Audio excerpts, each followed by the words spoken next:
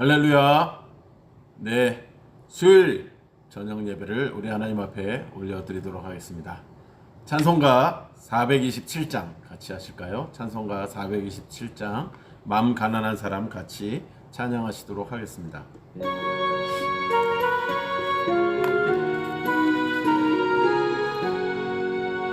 마음 가난한 사람 복이 있나니 천국이 그들의 것임이요 늘 애통하느니 복이 있나니 그들이 위로를 받으리라.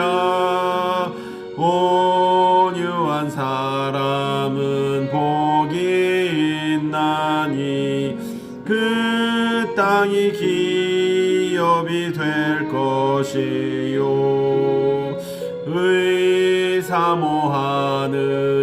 복이 있나니 그들이 배부를 것이로다. 긍휼히 여기면 복이 있나니 긍휼히 여김을 받으리라. 마음 청결한 사람 복이 있나니 그들이 하나님 볼 것이라. 화평케 하느니 복이 있나니 그들이 하나님 아들이요 핍박을 받느니 복이 있나니 천국이 그들의 것임이라. 주 위에 욕보면 복이 있나니 하늘의 큰 상을 받으리라. 성부와 성자와 성령께 영광 영원히 돌리세. 할렐루야. 아멘.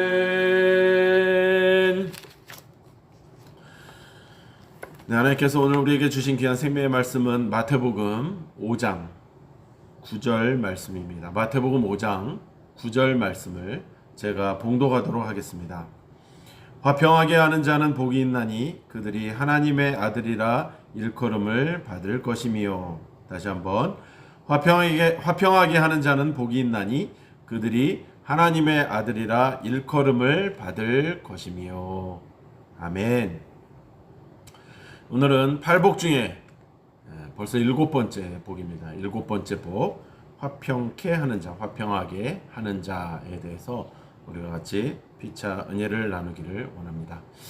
이렇게 화평하게 하는 자에게는 하나님의 아들이다 라고 일컬음을 받을 것이다 라고 약속하고 있습니다. 역시 동일한 접근 방법으로 화평케 하는 자와 하나님의 아들이라 일컬음을 받는 자의 의미를 우리가 한번 살펴볼 필요가 있겠습니다. 오늘 9절 전반부의 말씀을 읽어보았더니 화평케 하는 자 이런 말이 나오는데 영어로 우리가 흔히 피스메이커, 피스메이커란 말을 많이 쓰고 있죠. 참 좋은 의미인 것 같아요. 화평케 하는 자, 평화를 만드는 자. 성도는 복음을 통하여서 사람들을 하나님께 돌아오게 하고 또 돌아온 그들이 하나님과 화목해 되도록 해야 할 사명이 있는 것이죠. 바로 화평케 하는 자, 피스메이커의 역할을 감당해야 된다는 것이죠. 그래서 주님도 땅끝까지 이르러 그리스도의 증인이 되어 복음을 전하라 라고 사도행전 1장 8절에 말씀을 하고 계시지 않습니까? 땅끝까지 이르러서 우리가 주님의 증인이 되기를 원하시는 것이죠. 그렇게 해야 화평케 하는 자가 된다라는 것이죠. 과거 우리 역시 하나님과 원수된 자들 아니었겠습니까? 우리는 주님을 못 박았죠. 원수된 자들이었죠. 그러나 예수 그리스도의 그 십자가의 보혈로 구속함을 받아 우리는 하나님과 화목한 자가 되었다고 에베소서 2장 16절에 이야기를 하고 있습니다. 그렇기 때문에 이렇게 화목해 된 자들 또한 위에서 보는 바와 같이 믿지 않는 자들에게 복음을 전하여 그들도 하나님과 화목해 되도록 해야 할 사명을 지고 있다는 것입니다. 이것이 화평케 하는 자의 태도인 것입니다.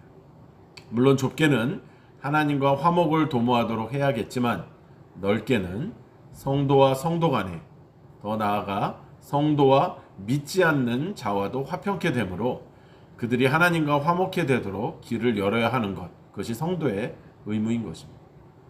다만 이와 같은 화평은 당연히 진리 안에서 이루어져야 하며 세상적 가치관에 따라서 이루어지는 것이 아니다라는 것을 절대 우리가 놓쳐서는 안 될 것입니다. 그래서 9절 오늘 후반절을 보았더니 이와 같이 화평케 하는 자에게는 하나님의 아들이다 일컬음을 받는다라고 이야기를 하고 있습니다. 여기서 일컬음을 받다란 말은 영어로 bid, call forth, name, invite라고 번역될 수 있다고 하고 있습니다. 다만 이 화목케 하는 자, 화평케 하는 자가 하나님의 아들로 일컬음을 받을 것이라고 할 때 이는 그 결과에 대한 보상으로 이렇게 일컬음을 받는다는 의미와는 좀 거리가 먼 것 같습니다. 오히려 여기서 하나님을 믿는 그 믿음 안에 있는 자들은 이미 하나님의 아들이 된 자들이라는 거죠. 일컬음을 받는 것이 아니라 이미 하나님의 아들이다라고 이야기를 할 수 있는 것입니다. 이 하나님의 아들 된 자들은 하나님은 사랑이시고 하나님은 평강이시기 때문에 그 사랑과 평강을 우리도 동일하게 배우고 실천해야 하는 것이며 이럴 때 진정으로 화평케 하는 자가 될 것이다라는 얘기입니다. 왜냐하면 이처럼 화평케 하는 자는 하나님으로부터 너는 내 아들이야. 오늘 내가 너를 낳았어 라고 히브리서 1장 5절에 이야기하고 계시는 것입니다. 또 하나님의 영으로 인도함을 받는 그들은 하나님의 아들이다 라고 로마서 8장 14절에도 이야기를 하고 있습니다. 따라서 화평케 하는 자가 하나님의 아들이라 일컬음을 받을 것이라는 것은 앞서 언급한 바와 같이 그 결과로 인한 보상이 아니라 하나님의 아들들은 다 아들임이 그 드러나게 되는 그런 표지다 라고 이해하는 것이 좋겠다는 거죠. 드러날 수밖에 없는 것이죠. 왜냐하면 하나님의 아들이기 때문에. 여러분 우리가 세상을 살면서도 유명한 사람의 아들은 그냥 굳이 이렇게 설명하지 않아도 드러나지 않습니까? 하나님의 아들은 그저 드러날 수밖에 없는 것이죠. 일컬음을 받는 정도가 아니라 사실은 하나님의 아들이기 때문입니다. 그러기 위해서 본 이 일컬음이란 말은 하나님 앞에서는 복된 말씀이며 세상 사람들에게는 하나님의 자녀는 과연 저렇게 사는구나 라고 인정을 받는 것이죠. 바로 이럴 때 하나님께 영광을 돌릴 뿐만 아니라 그들도 하나님과 화목할 수 있게 되는 그런 계기를 만들며 그들이 하나님을 향할 수 있게 하는 하나님의 아들들만 할 수 있는 행동 지침이라는 것입니다. 여러분 어떻습니까? 화평케 하시겠습니까? 하나님의 아들이라 일컬음을 받기 원하십니까? 이미 화평케 하는 자들은 하나님의 아들을 일컬음을 받는 것이 아니라 하나님의 아들이라는 것입니다. 왜냐하면 하나님의 아들은 당연히 화평케 할 수밖에 없기 때문입니다. 여러분 하나님이 평강의 하나님이신데 그 아들들이 당연히 그 하나님의 그 아버지의 성품을 담지 않겠습니까? 그러므로 하나님의 자녀들은 화평케 할 수밖에 없다. 화평케 하는 자는 누가 봐도 하나님의 아들이다라는 것이죠. 사랑하는 남설교회 성도 여러분, 우리는 화평케 하시는 자이십니까?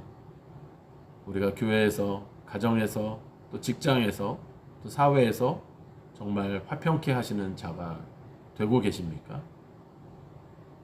예수님은 죽기까지 우리를 사랑하셨고 죽음으로 인해서 화평을 이루셨습니다.